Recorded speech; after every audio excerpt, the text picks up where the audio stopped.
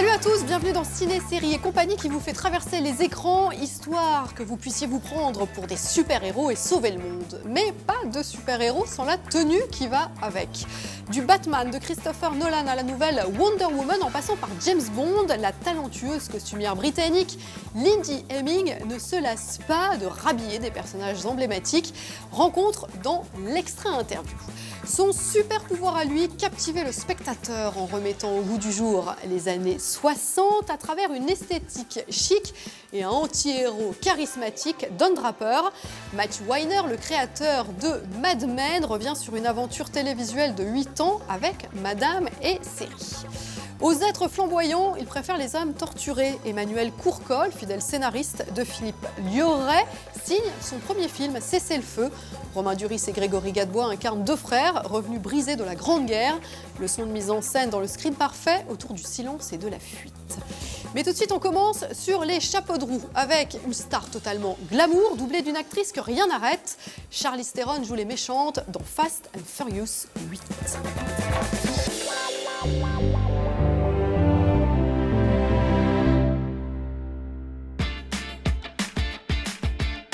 Il y a de l'électricité dans l'air. La promo de Fast and Furious 8 à Paris, ce sont deux stars très en retard, des entretiens qui se réduisent comme peau de chagrin et des journalistes survoltés. Hello, Hi. Hi, Sophie. Nice to meet you. Hi. Mais que ne ferait-on pas pour Charlize Theron? L'actrice incarne la première méchante de la saga et en fait voir de toutes les couleurs à Vin Diesel dans le rôle d'une cyberterroriste de génie, doublée d'une véritable psychopathe. No one's ready for this. She's the very definition of high-tech terrorism. There's thousands of cars in this city, and now they're all mine. Dear Charlize, she's really perfect, this character Cypher, for Fast and Furious, because she's fast and she's furious. So I wanted to know, how did you work on both sides of her? Yeah, I mean, I feel like she's a psychopath. That's really what she is. And have you noticed how I cannot open this water bottle to save my life? It's not working. It's not working? Not that. Oh my gosh. But I'm really fast and furious. I think that there was a psychology behind her viciousness and her machinations that we really wanted to explore through more of an intellectual side. You know, trying to make somebody really bad through their brain and how they kind of can manipulate and think versus kind of in this physical manner. And so that was interesting because I got to do a lot of that in Fury Road. I got to do a lot of that in a film that I did right before this called Atomic Blonde. And so this was nice. It was like a different way of kind of going about playing a psychopath. Let me ask you something, Dom. What's the best thing in your life? Family. No, it's not.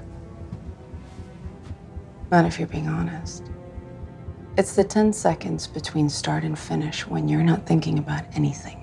No family, no obligations, just you. Being free.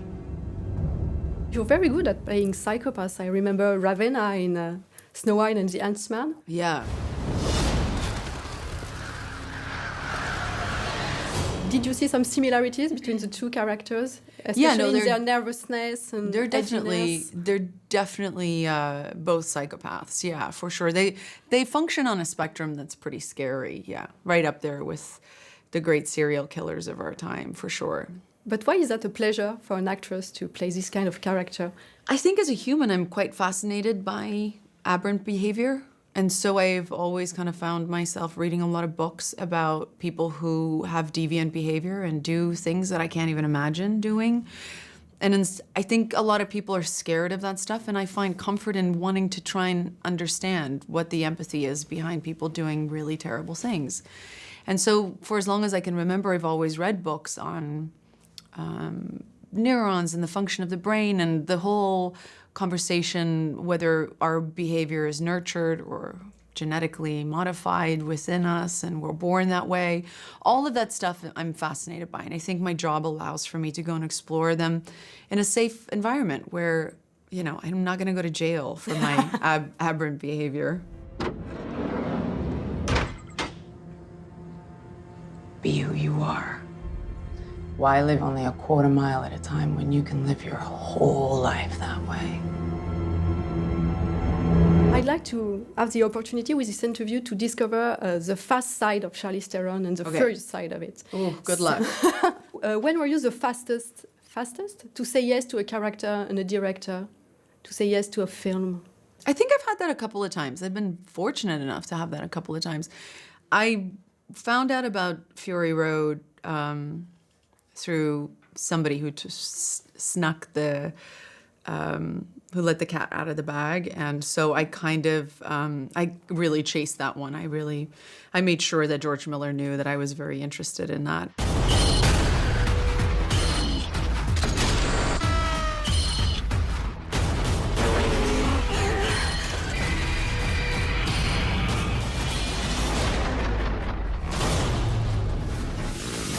What was the furthest physical scene you ever had to shoot? It was a 3-day stunt sequence in a film that's coming out end of July called Atomic Blonde, on a staircase, yes. And it was a continuous shot, so I had to be able to shoot, 20 seconds of action continuously without cutting. And by the end of it, that hurt.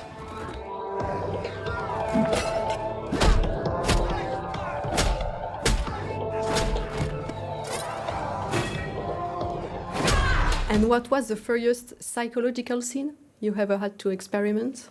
There was some stuff in this that was very dark. I mean, the whole theory of free will and how we people can manipulate us to think that we have free will, but we sometimes don't, especially when things are being used against us in order to kind of have us be very vulnerable. And there was some stuff that I did towards the character of Dom that to me was really dark, really, really dark. Yeah. Yeah, she even ready to kill a baby. So. Yeah, she said it, not me. Yeah, I mean, I had my children in my trailer when I made this film, and there are things about a person who does things like that and walks away from it that makes you wonder, London, Abu Dhabi, Cuba. Our paths have crossed before, Dom. You just didn't know it. I think I need to remind you why you chose to be here. I got no choice! As an actress, what are you very fast at? I'm usually very fast with hair and makeup. I don't like a lot of time in hair and makeup. So I've worked with the same people for many, many years, and I don't like the mornings kind of starting off slow, sitting in a chair for 4 hours. So I'm very fast at that stuff, yeah. And what can make you be furious? I try not to be too furious too much. I find that it's an emotion that is not very productive, but I think it's a human emotion. There's definitely some stuff in the world happening right now in politics that have definitely sparked the furious side of me maybe a little bit, yeah. But I try to be a little bit more productive with all of that stuff. Dear Charlize, I'd like you, if you're okay with it, to have the last word of this interview. So if you're okay with it, to write a word you like because of how it sounds, because of what it means. I have no idea what the context is. Okay. Oh, there you go. Flower. There you go. Thank you so much. Thanks.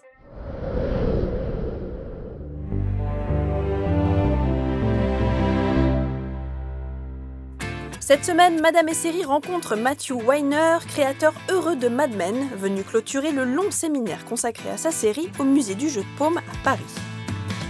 En parallèle, les éditions Taschen célèbrent la série avec un ouvrage pharaonique et indispensable, dans lequel le showrunner raconte les coulisses de son œuvre et nous fait découvrir ses archives. Avec Mad Men, Matthew Weiner a bouleversé, interrogé et transformé un public fidèle qui a suivi la chute de Don Draper et la montée en puissance des femmes qui l'entourent, pendant 6 saisons avant un final à la fois libérateur et crève-cœur. And yes, the world will never be the same in some ways. Pourtant, cette fin, Matthew Weiner nous y a lentement préparé en dépouillant son héros de tout ce qu'il possédait, comme pour nous rappeler que nous ne possédons rien, même pas l'art. I did very consciously make the last season of the show about losing something. And we did try to structure a story where everything was taken away from Don Draper. And I wanted to find some meaning in loss. I mean, the second to last episode, he gives away his car. He gives away his job. He separates himself from his family. so that you could possibly, as I felt the story of the show was, turn inward and find meaning that was connected to other people. Nostalgia. It's delicate, but potent. It was very hard, but a lot of things coincided. You know, I turned 50, the show ended, and my oldest son went off to college. I really wanted to follow the show business rule of leave people wanting more. And also, I didn't want the show to be bad. You commit to telling a different story every week, it becomes very difficult, starting with the second episode. So 92 hours into it, you basically can either say, I'm gonna go back and I'm gonna ignore someone every time they say we already did that, or it's time to wrap it up. Très rapidement, Mad Men a dépassé son thème, la publicité, pour ne plus parler que d'humains, tantôt par le prisme de la politique, tantôt par les petits événements de la vie quotidienne. De cette façon, elle a touché un public éclectique avec comme point commun d'aimer réfléchir et se réinventer. The age range of the people who enjoyed the show, the demographic was very confusing to everyone who made it, because there were teenagers watching it, there were women in their 20s watching it, there were men in their 30s watching it, there were women and men in their 40s, there were people in their 70s and 80s talking to their grandchildren about it, especially women. So you never know what people will like about it. That all of us were doing the same thing at the same time. Sitting in this room, we can still feel the pleasure of that connection. I think that even though it's a period piece, it was so much about where we were and where we are as human beings, not just the political landscape, but how we know each other, loneliness, desire, very, very basic human emotions. I hoped that it would be meaningful for people for a long time. Pour écrire des personnages réalistes et tout en émotion, Matthew Weiner a pioché dans sa propre vie. Année après année, Mad Men est devenu plus qu'un reflet, lui servant finalement d'apprentissage. The show took 7 years to make, and it's 92 hours, and there's 3 stories every show. So if you commit to not repeating yourself, you're always looking for stories. And I started using a lot of my life. I can see myself as a young parent. My children are older now. I can see myself in the workplace. I can see myself succeeding and being afraid. But I always wanted it to feel like it was related to real life, that the problems were the problems that regular people had, even though the story is more dramatic. So, and I probably learned this more on The Sopranos, was the first place that I'd ever been where the very small parts of life are very interesting. I always felt that way, but I didn't know you could make drama with it. There's the rare occasion when the public can be engaged on a level beyond flash, if they have a sentimental bond with the product. Mad Men, une série dont 7 années ont séparé l'écriture du pilote et son tournage. Un pari fou au parcours accidenté qui a frôlé l'annulation à mi-parcours et qui pourtant ressemble à un petit miracle. Une série faite avec un amour fou et paternel, celui avec lequel Matthew Weiner a dessiné ses personnages et choisi l'équipe qui allait leur donner vie. My intuition isn't flawless, but it's all I have. And so when someone is selling you the hot person, you know, this, everybody wants this person. Sometimes I meet them and I'm kind of disappointed, and I see that their ambition for fame or recognition is exceeding their interest in the work. I mean, obviously I'm looking for intelligence, I'm looking for energy, and I'm looking for people who have struggled already. Someone who has been in the world of rejection is very helpful. I'm going to be bold and say that no one in this room knows more about the Burger Chef customer than Peggy Olson. She has visited 20 restaurants in 9 states, interviewed hundreds, and is obviously uniquely qualified to craft this modern campaign. Someone who takes that first job, they give you the energy and insight and effort that it's the most important thing they've ever done, which it is, that their whole future depends on it. I actually remember having a conversation with someone about the script, and I said, you understand, I don't want to quote the Bible, but this is my son, my only son. I don't have any other projects. If you do not want to be part of this world and make it your religion for the time you're working here, this is not one of other things. This is the only thing. Après avoir pratiqué sa série comme une religion, Matthew Weiner découvre la nostalgie. Un état délicat et puissant comme le rappelait Don Draper, que le showrunner traverse avec bonheur.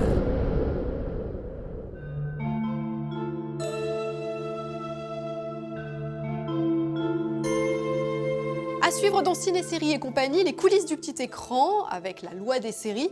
Un jeune réalisateur de 59 ans, Emmanuel Courcol, après avoir écrit les scénarios de Philippe Liorret, il signe un premier long métrage romanesque, Cessez le feu, autour de deux frères revenus traumatisés de la guerre de 14. Trois grands comédiens, Romain Duris, Grégory Gadebois et Céline Salette, pour une histoire de famille au cœur du chaos du monde. C'est la leçon de mise en scène du screen parfait. Mais avant cela, confidence d'une costumière qui déménage. Lindy Hemming a rhabillé James Bond, Lara Croft, Batman, mais aussi Wonder Woman. Alors, ne jure-t-elle que par les sauveurs de la veuve et de l'orphelin? Réponse dans l'extra interview.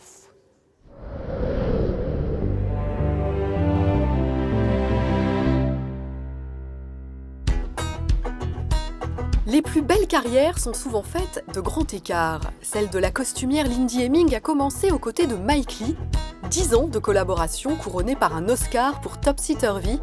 Mais un coup de fil a changé la vie de cette chaleureuse galloise, celui des producteurs de James Bond. Depuis, elle enchaîne les films d'action et de super-héros. Après la trilogie de Christopher Nolan consacrée à Batman, Lindy Hemming a accepté de rhabiller une autre icône, Wonder Woman. Who is this woman? She's my secretary, sir. She's a very good secretary. Dear Lindy, here we are surrounded by Wonder Woman, and in a way you are a Wonder Woman. Yeah, you are a Wonder Woman because of all your creations. I'm sure you are too. Do you always wear the same way, or does it depend totally on the kind of project and about your state of mind also? Yeah, maybe? of course. Whatever it is, a superhero or a domestic drama or whatever, I always investigate the characters and try to research the life of the characters and what kind of world they come from. So when you begin to do that on every character, you kind of find yourself researching ancient Greece and before ancient Greece and women heroines and women warriors. And then you also add that, you begin to think about fashion in 1914-18. And so there was such a lot of research to do for the film. How can a woman possibly fight in this? Fight? We use our principles, although I am not opposed to engaging in a bit of fisticuffs should the occasion arise. How much is that the challenge to create a costume that's going to be both artistic, creative, and practical for an actor? Well, in the beginning, when you're doing superhero films or action films, you have no idea of how much complication every little thing they do is going to involve. But on Bond, I think I had the best training, 5 Bonds. Everything has to be reproduced in multiple. And I know for sure that one of Pierce Brosnan's suits, and Daniel Craig as well, actually, but we had to have 50 jackets. I know. And often, almost always, there's 15 of each thing. Because you've got the actor, the stuntman for the fire, the stuntman for the water, the stuntman for driving the car.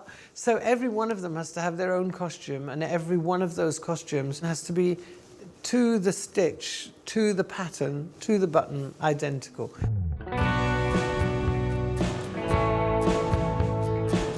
Why are you so interested by people who try to save the world?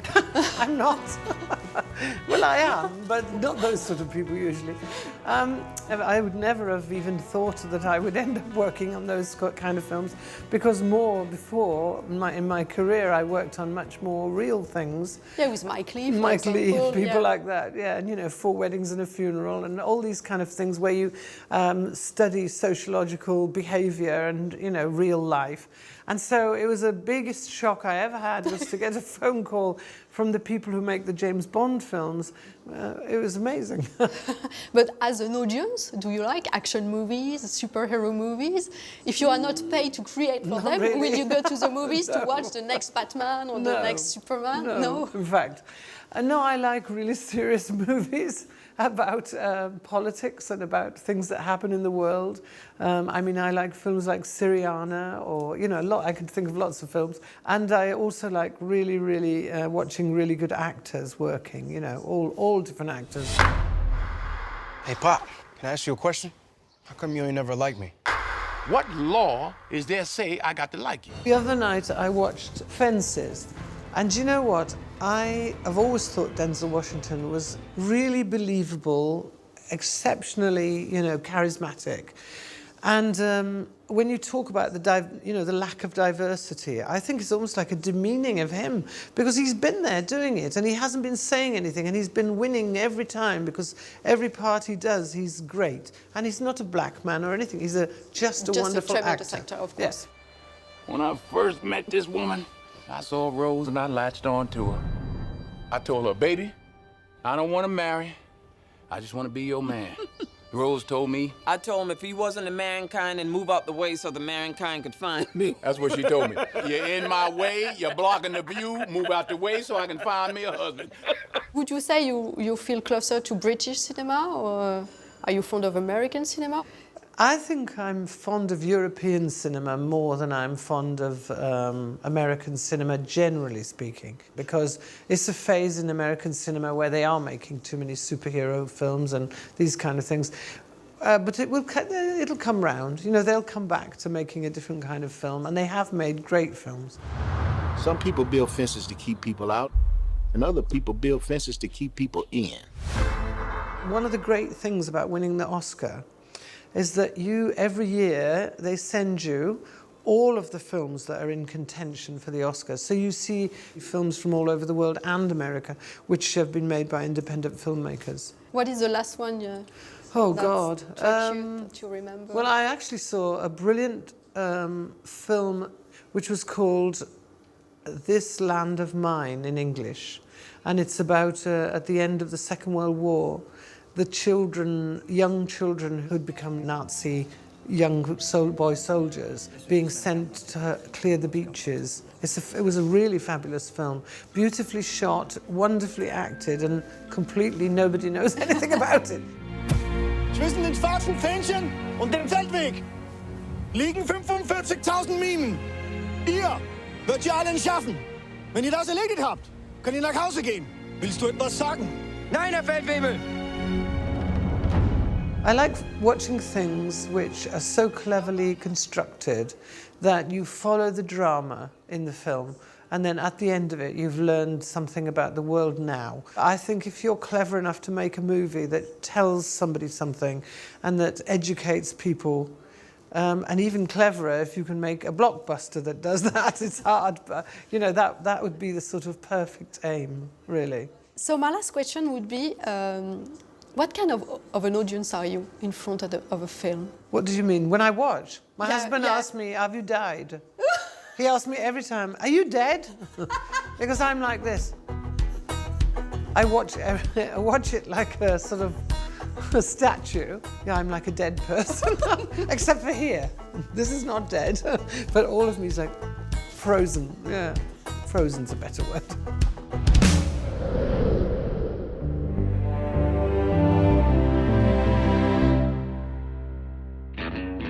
Cette semaine, dans la loi des séries, on profite du retour de True Blood sur OCS pour se plonger dans son générique et la moiteur des marécages de Louisiane.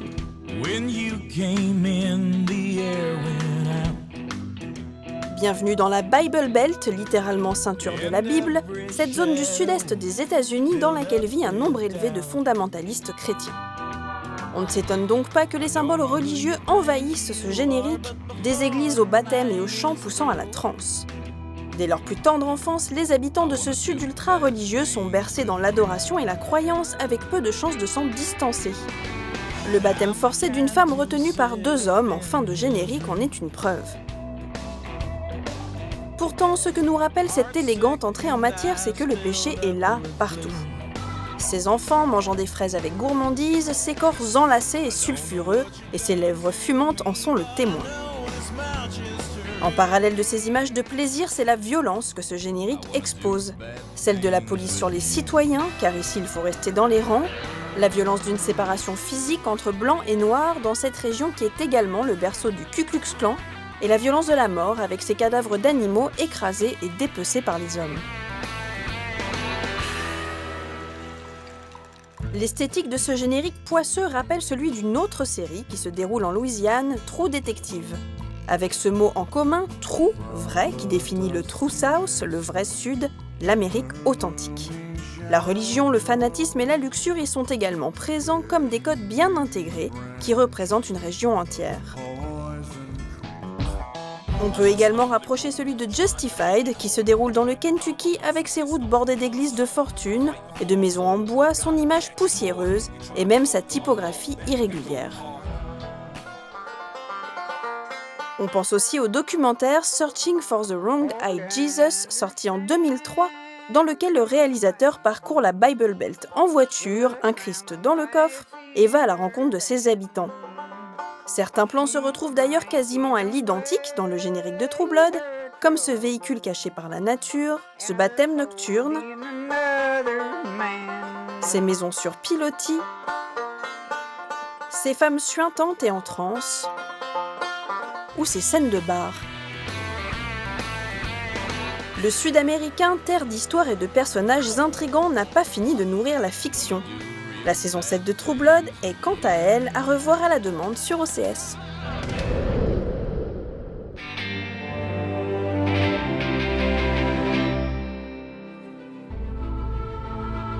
Faire un film, c'est comme suivre un plan de bataille, dont le réalisateur en serait le général en chef. Comédien, puis scénariste pour Philippe Liorret, Emmanuel Courcol entame aujourd'hui le 3e temps de sa vie artistique, puisqu'il réalise un premier long métrage, Cessez le feu. On retrouve un thème qu'il avait développé avec l'auteur de Welcome, l'identité. Ce premier film explore cette même question, qui suis-je et quelle est ma place? Soldat, allez, retourne dans ta tranchée, vieux.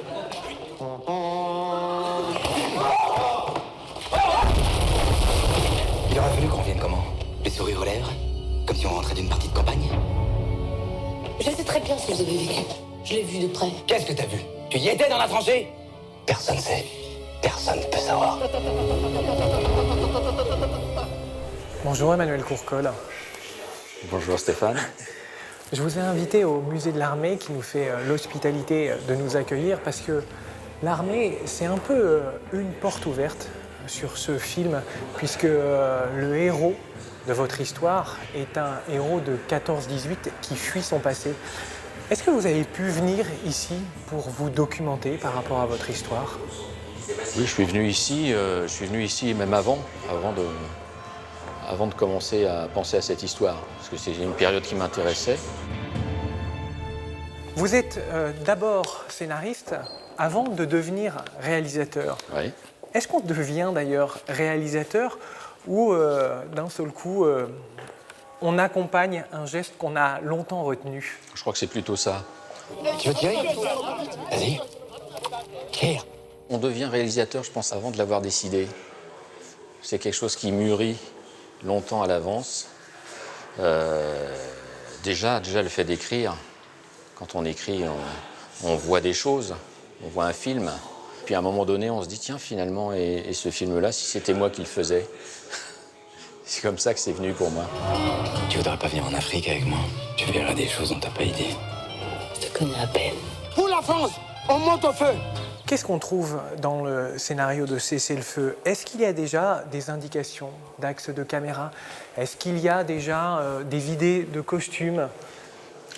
Alors, pour le costume, oui, de temps en temps, il y a des mentions descriptives des personnages. Pour les axes caméra, je dirais non. À part certaines scènes particulières, comme par exemple l'ouverture du film, le tout début du film, je dirais que ça fait partie de l'écriture.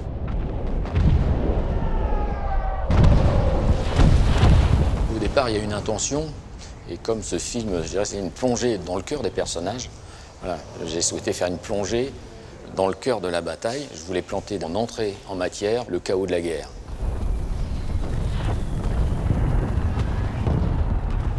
Ça me semblait indispensable d'avoir un petit bout de guerre avant, parce que ça parle de ça parle de l'après-guerre et du traumatisme.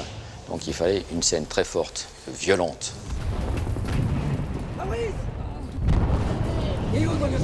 J'ai eu cette idée de plonger la verticale, arriver au cœur de la tranchée, après d'y rester. De rester au ras des hommes, de ce qui a été leur quotidien pendant ces années, c'est-à-dire être dans une tranchée et ne pas avoir d'horizon, et d'être très souvent sous les bombardements. On va monter.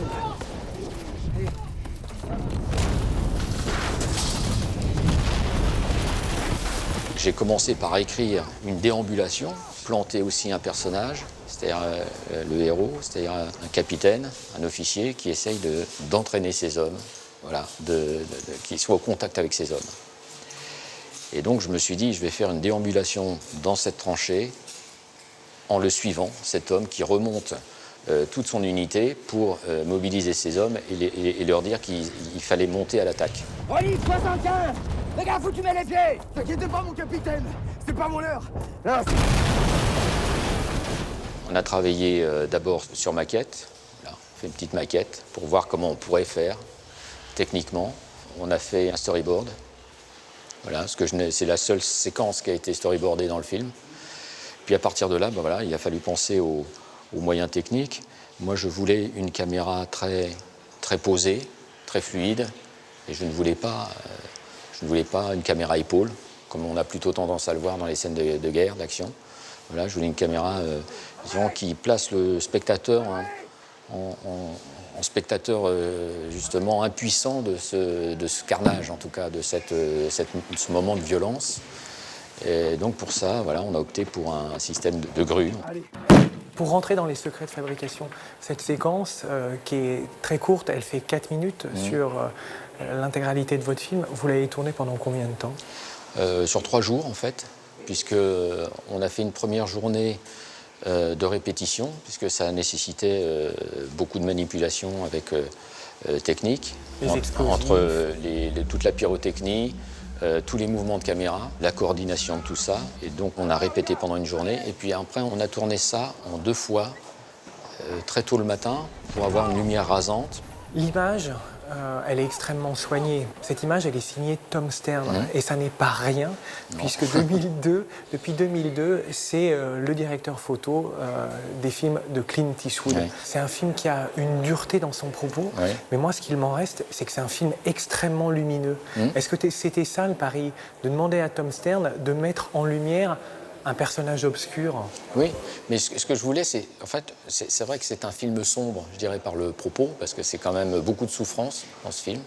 Et en même temps, voilà, ce que je voulais, c'est effectivement rendre ce film lumineux. C'est quand même un personnage qui va vers la lumière. C'est toujours plus intéressant de voir un personnage, je dirais, torturé, évoluer justement au sein de la beauté. Et puis c'est aussi ce que cherche le personnage. En Afrique, c'est ça qu'il est venu chercher. Il est venu chercher l'oubli dans la contemplation de la beauté, finalement, et de la paix, et du dépaysement, de l'exotisme. Et ça, je voulais que ça nous saute au visage.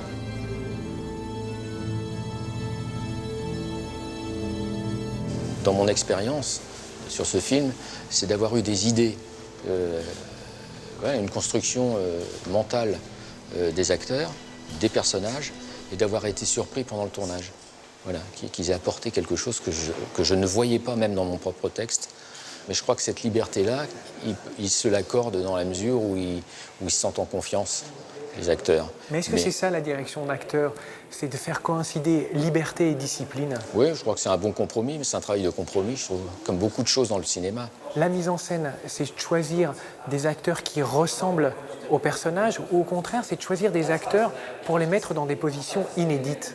Je choisis déjà un acteur, enfin, je dirais en me disant, en me demandant tout ce qu'il n'aura pas à tourner, en fait, tout ce qu'il n'aura pas à montrer, tout ce qu'il n'aura pas à jouer, en fait. Qu'est-ce qu'il n'avait pas à jouer, Romain Duris, pour ce rôle? Je pense qu'il a cette espèce de... Il a une élégance naturelle, il a quelque chose qui évoque cette cet homme éduqué de cette époque-là. Une espèce de maintien, de tension, de subtilité. C'est vrai qu'au départ, je cherchais un homme plutôt dans la force, dans la puissance, même physique, voire une certaine brutalité. Puis finalement, lui, elle a amené autre chose. Et il a pu consacrer son travail à autre chose, à s'enraciner, trouver une virilité, pas une brutalité, mais enfin une dureté en tout cas. Mais tout ce qu'il avait derrière, c'est-à-dire toute cette espèce d'ultra-sensibilité, voilà, il pouvait s'amuser à cacher tout ça, on savait que c'était derrière, on le sent ça. Emmanuel Courcol, pourquoi filmez-vous? J'ai l'impression que je suis à ma place. Quand j'ai tourné mon premier court-métrage, mon seul court-métrage, le premier jour sur le plateau, je me suis dit « Ah !» J'ai l'impression que je suis exactement à l'endroit où je dois être.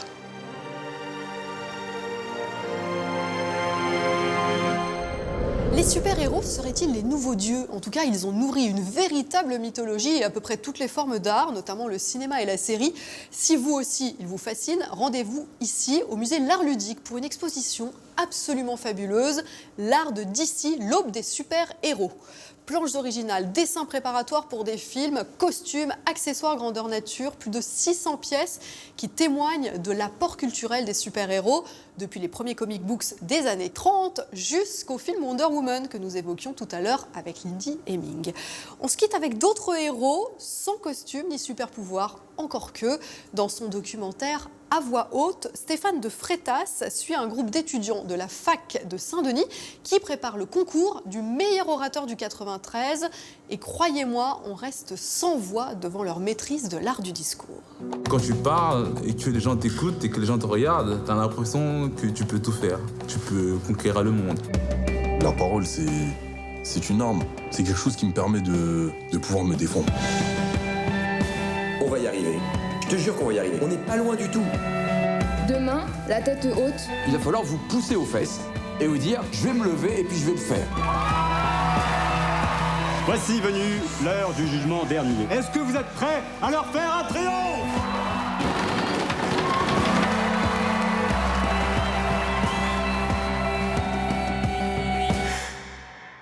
Plus qu'un documentaire, un véritable moment de grâce entre rire et larmes, parce que ces jeunes au parcours pas toujours évident emportent leur auditoire à travers le rap, le slam, la comédie ou la joute oratoire, et parce que l'amour des mots et l'envie de convaincre comme rempart contre la médiocrité, eh bien tout simplement, ça force le respect. Alors sur ces bonnes paroles, je vous donne rendez-vous la semaine prochaine pour d'autres échappées belles. Salut!